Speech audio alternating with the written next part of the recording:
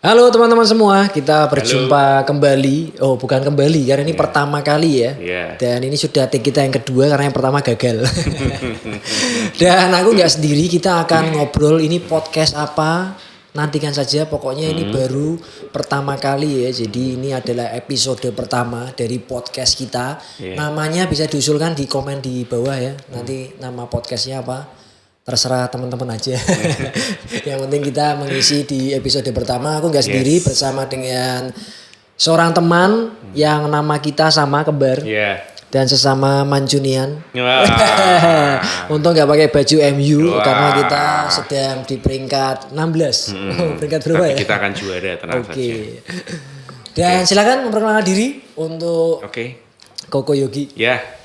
Terima kasih untuk kesempatannya pada siang hari ini. Nama saya Yogi, teman-teman. Kita sama-sama Yogi. Saya Yogi Susanto, dia Yogi Santoso. Dan saya lahir besar di kota Semarang ini. Namun saya menghabiskan lebih dari sepertiga ya kehidupan saya di negeri Cina, di Tiongkok waktu itu untuk bekerja dan juga untuk melayani Tuhan di tempat itu. Namun di tahun 2020 saya harus kembali ke Semarang karena waktu itu COVID-19, sehingga sejak saat itu saya sudah ada di Semarang terus sampai sekarang untuk bekerja juga, membangun bisnis dan juga melayani Tuhan juga di tempat ini. Dan untuk informasi, hari ini kita ada di sebuah ruangan yang keren banget. Karena kita ada di Carpenter Steak House. Alah, mau jadinya apa tuh? Carpenter Steak and Pepper Rice. Steak and Pepper Rice di Tamrin ya. Dan ada kopinya, yaitu Ruang Kopi Ina. Dan ini yang menjadi sponsor pertama kita, supporter kita, supported by di episode pertama kali ini. Dan tentu saja pasti nanti akan terbuka juga buat sponsor-sponsor yang lain. Karena podcast kita akan menjadi nomor 1 di Indonesia. Amin. Mengalahkan Close the Door. Wah, enggak ya, itu jauh banget lah ya. Kita kecil-kecilan dulu aja.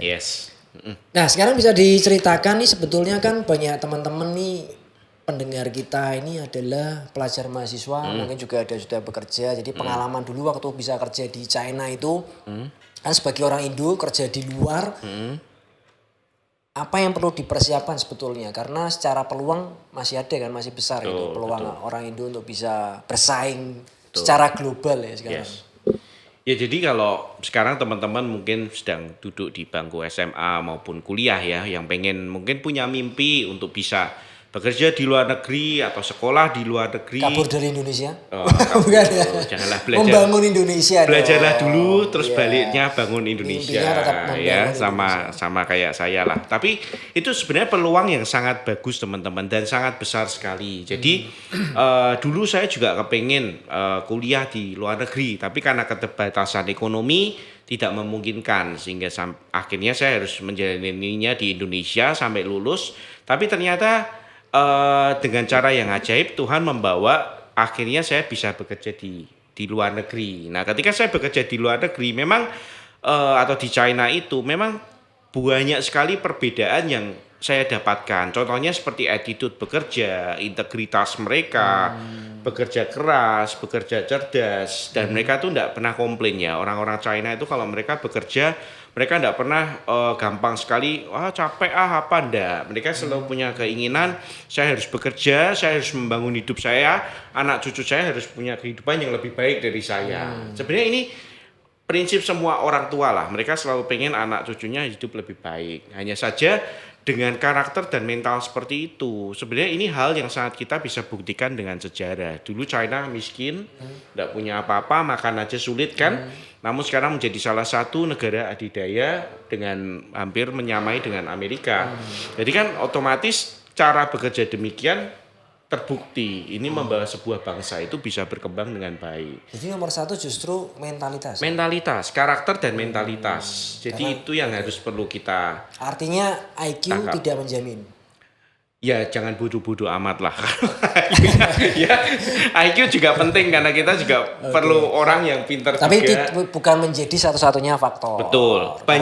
Saya temuin banyak orang pintar tapi tidak punya karakter, akhirnya juga enggak. Karena masih ada EQ dan SQ itu penting sekali. Emosional dan spiritual. Betul. Itu akhirnya juga berpengaruh itu juga. penentu yang sangat besar karena banyak orang pinter yang mereka tidak kuat akhirnya dia stres dan akhirnya bunuh diri banyak juga.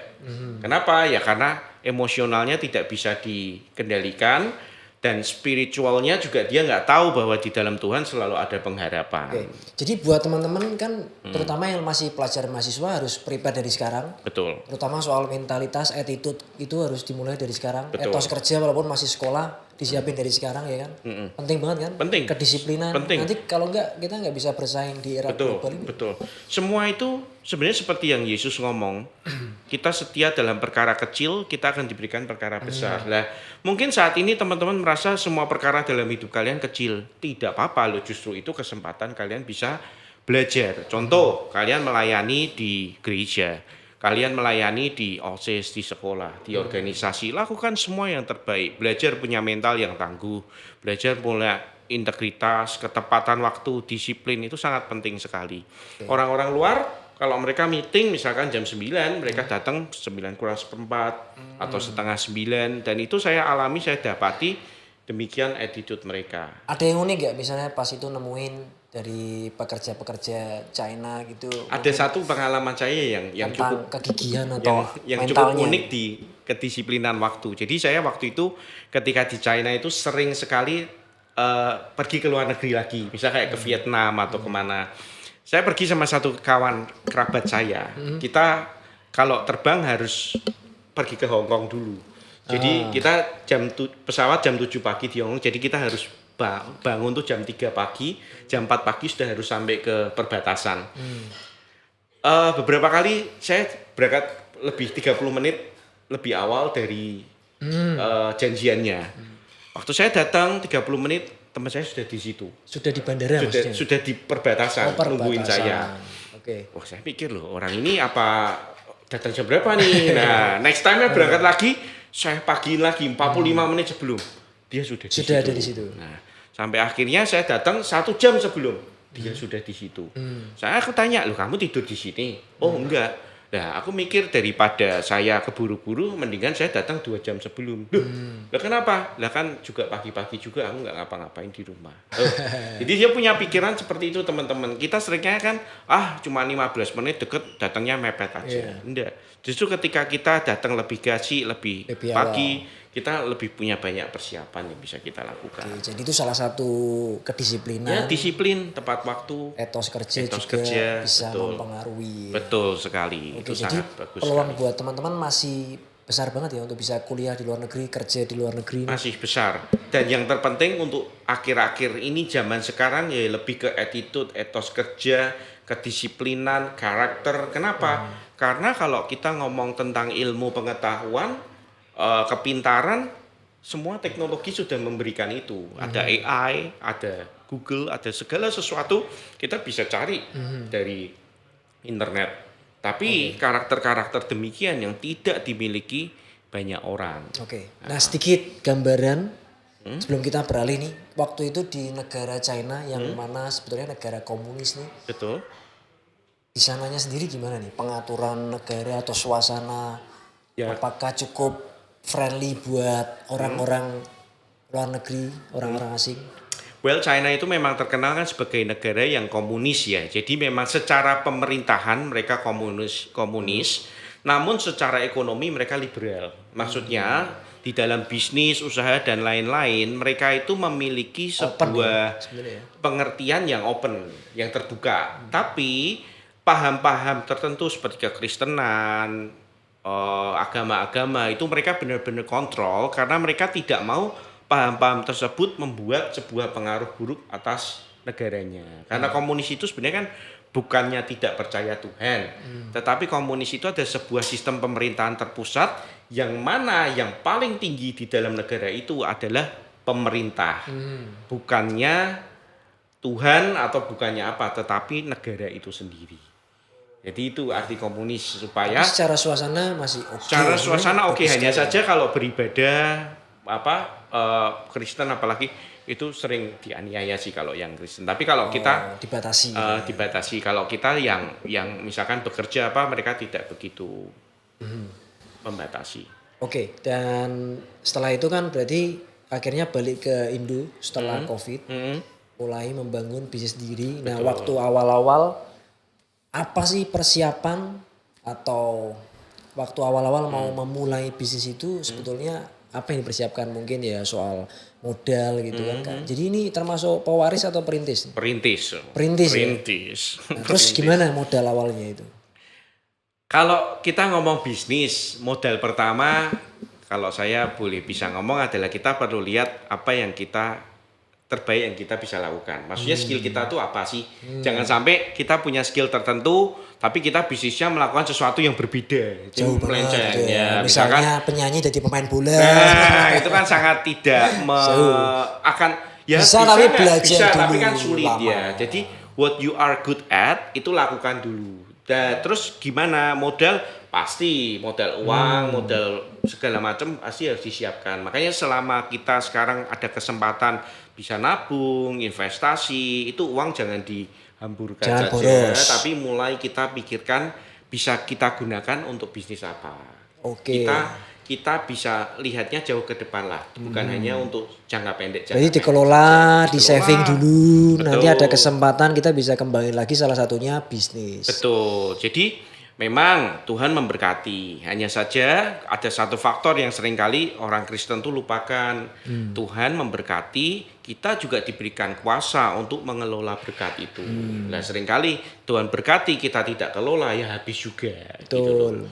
Nah itu yang kita perlu cerdas untuk bisa mengelola. Oke, jadi dari nabung hasil kerja itu ya, kan punya tabungan tuh ya. Itu saya gunakan untuk membangun. Berarti nggak sampai pinjaman bank gitu, kredit nggak ya? Puji Tuhan enggak. Berarti semua uang sendiri. Semua uang sendiri. Terus kenapa memilih usaha makanan? Karena waktu itu memang kakak saya pinter masak, bagus, masaknya enak, rasanya. Terus akhirnya ya udah dari situ kita coba untuk kenapa enggak kita jual saja. Dan ternyata respon dari market bagus dan ya. Oh sempat di trial berarti ya? Sempat di trial kita coba ke teman-teman, saudara-saudara dan mereka ngomong enak. Ya udah kenapa enggak dicoba untuk dijual saja. Mungkin ini kan juga jadi pertanyaan banyak orang waktu kita mau memulai usaha atau memilih kerja. Banyak yang bingung. Nah dari sini kan kita bisa belajar sebetulnya bisa memulai dari apa yang kita punya atau apa yang kita bisa kan. Betul. Lalu kita coba. Nah tadi misalnya kan ada yang bisa masak, kenapa nggak kita coba jual makanan gitu. Makanya ya kalau di firman Tuhan ngomong kan seperti talenta ya. Tuhan ngasih kita sudah talenta masing-masing. Mulai dari talenta yang kita punya itu kita kembangkan. Dari apa yang kita bisa, kita punya passion di mana, coba. Jangan ngambil talentanya orang malahan. Dari apa yang kita lihat, Tuhan mampukan kita untuk melakukan apa, yaitu kita lakukan dulu. Oke. Dan akhirnya bisa buka pertama kali itu karena ceritanya dari pinjam tempat. Karena tempat juga kita waktu itu nyari tempat kan cukup mahal ya. Terus akhirnya ya puji Tuhan ada kasih karunia Tuhan dipinjemin tempat sama papa mertua waktu itu kita buka ya kecil-kecilan kan yang di Pringgading itu awal mula kan gonta-ganti sama bengkel kan inget ya ya sama bengkel oli gitu-gitu terus akhirnya pagi buat bengkel malam sore buat steak dan lain-lain ya dari situlah kita mulai dulu jalan dulu terus sambil jalan pelan-pelan ya Tuhan bisa bukakan jalan buka di Tamrin sekarang ada di Tembalang juga seperti itu. Tapi melangkahlah dulu. Kalau kita tidak pernah melangkah ya kita tidak akan kemana-mana. Jadi kan ketika berani melangkah itu nanti ada jalan terbuka. Jalannya kebuka. Ada yang nawarin tempat. Betul. Terus nanti mungkin bisa ada tawaran-tawaran investor. Karena kita berani melangkah. Jadi awalnya dari planning, terus kita mulai eksekusi tahap demi tahap. Dan mulai berjalan mungkin dengan keterbatasan itu ya udah mulai dari apa yang ada. Oke, dan setelah itu tantangan apa yang dihadapi waktu pertama menjalankan ide bisnis itu? Yang pasti tantangan pertama tuh sistem ya. Kita harus membangun sebuah sistem untuk bisnis bisa berjalan. Nah, orang kan selalu ngomong kamu kalau bisnis tuh harus ditungguin terus, diawasin terus. Ya itu memang tidak salah. Awal-awal kamu harus melakukan itu supaya kita tahu. Tapi kedepannya memang saya sendiri punya mimpi supaya bisnis ini bisa berjalan secara otomatis. Jadi saya harus bikin sistem, bikin hal-hal otomatisasi yang membuat sebagai bagaimana bisnis ini bisa berjalan meskipun saya tidak ada gitu loh. Jadi tetap bisa berjalan. Nah, itu pertama kesulitannya, tantangannya. Yang kedua adalah sumber daya manusia. Jadi memang kendala yang kita dapati terbanyak sumber daya manusia itu adalah orang bilang sekarang generasi Z ya, yang mana mereka nyebut strawberry generation apa, ya itu memang kita alamin sih. Beberapa pegawai mereka masuk keluar seenaknya sendiri, nggak profesional ya, tidak ada sikap profesional di dalamnya, kerja berat sedikit nolak keluar, resign gitu dan lain-lain, itu kita alami banyak sekali. Namun sambil berjalannya waktu itu saya mulai pelajarin ternyata orang-orang ini tuh Gen Z itu kebutuhannya ya mereka perlu ada yang namanya orang yang bisa take care atau mentor mereka. Kalau mereka dimentor, diajari, kita menjadi ya bapak lah bagi mereka ya, ngajarin, mentor apa masalah kalian, tidak hanya dalam pekerjaan saja tapi juga dalam hal pribadi mereka, hidup mereka, itu mereka akan sangat mudah untuk lebih dibentuk gitu loh. Oke, jadi ini ada dua sisi nih, dari sisi soal rekrutmen SDM kan untuk pekerja. Nah, sekarang orang kan bilang cari kerja susah. Dari pihak kita, misalnya kita ini lagi masih muda juga kan, kita juga harus mempersiapkan diri. Terus mentalnya juga harus siap, ya nggak bisa kerja kita nggak bisa langsung enak gitu ya. Iya, betul. Orang pengennya dapat gaji gede, kerjanya santai. Semua juga mau bos. Mati masuk surga. Oke, mati masuk surga ya kan. Nah di satu sisi kitanya yang sebagai anak muda ini kan harus prepare knowledge sama skill. Terus mental juga harus siapin. Kerja pasti nggak langsung enak, namanya ikut orang. Ya kan. Tadi kan attitude itu penting. Di sisi lain tadi yang soal memanage SDM ini menjadi tantangan tersendiri ya berarti ya. Sebagai pengelola bisnis. Kan dulu kalau karyawan kan tinggal kerja gajian. Sekarang harus ngurus karyawan, ngurus pembelian, keuangan, gajian, semua. Ya kan? Kualitas. Ini challenge-nya beda itu. Artinya kan harus mengembangkan diri juga, prepare. Dan untuk mengelola SDM ini menyesuaikan cara pendekatannya berarti ya? Iya, betul. Terutama untuk yang generasi Gen Z ini sebagai pengelola karyawan punya pendekatannya agak beda juga ya, harus menyesuaikan ya. Harus banyak bisa ngobrol. Mereka tuh sebenarnya orang-orang yang pintar-pintar sih. Gen Z ini tuh orang-orang yang punya banyak ide, yang mereka tuh energetik, kreatif. Hanya saja yang memang perlu melihat ya, ini orang mereka punya kemauan untuk berubah atau tidak.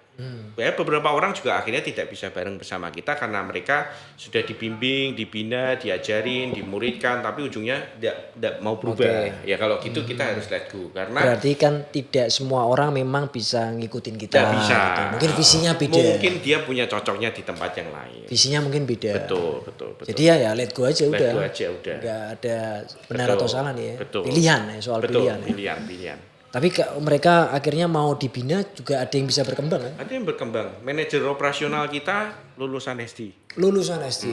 Terus orang-orang yang bagian manajerialnya mereka ya S1 tapi mereka start dari kasir sih, dari benar-benar posisi yang mungkin posisi biasa. Jadi di sini kan kita bisa belajar nih teman-teman juga, artinya pendidikan kita bisa sekolah tinggi itu privilege.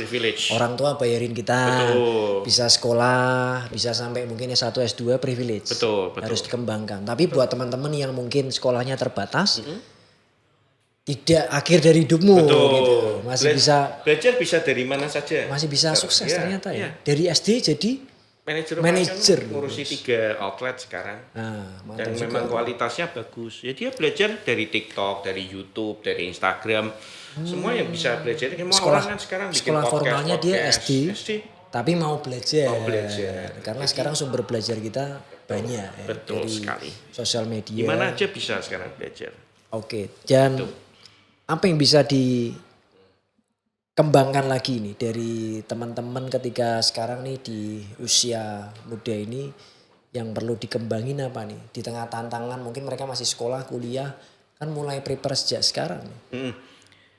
Pertama dikembangin, balik lagi itu mental, kesiapan mental. Mental penting ya. Mental penting sekali dan mindset. Pola pikir ya. Bukan genset ya. Bukan. Itu untuk listrik ya. Mindset itu untuk perubahan kita. Karena banyak pola pikir yang kita mungkin selama ini merasa itu betul, tapi itu tidak betul.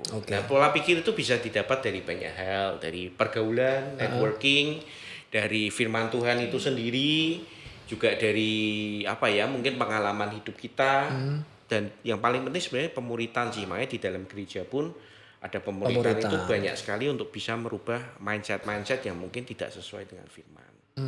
Jadi diperbaiki aja, misalkan kenapa kita harus bekerja keras?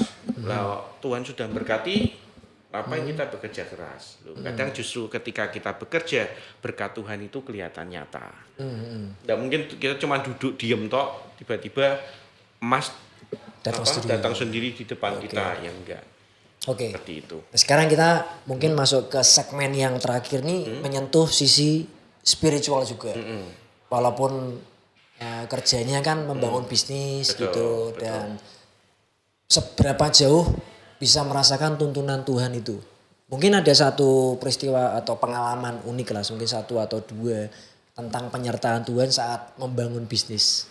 Ya, kalau kita ngomong, jadi balik lagi mindset ya, pola pikir, apa yang kita percaya dalam hidup itu sangat penting sekali, apalagi ketika membangun bisnis, karena itulah yang nanti akan menentukan direction atau visi bisnis kita akan seperti apa. Nah, saya sendiri pribadi dari awal saya memang punya sebuah visi bahwa ketika saya membangun sesuatu, baik itu bisnis maupun pekerjaan, saya pengen menaruh value atau nilai, sesuatu nilai di dalam pekerjaan itu. Jadi pekerjaan saya atau bisnis saya tidak hanya berbicara mengenai cuan, cari untung, uang, selesai. Udah, kok sepertinya dangkal sekali. Tapi di situ enggak, di situ ada nilai-nilai yang kita tanamkan ke karyawan-karyawan atau mungkin customer-customer yang mereka bisa merasakan sesuatu yang berbeda nih kalau makan di sini, atau berbeda nih kalau kerja di sini.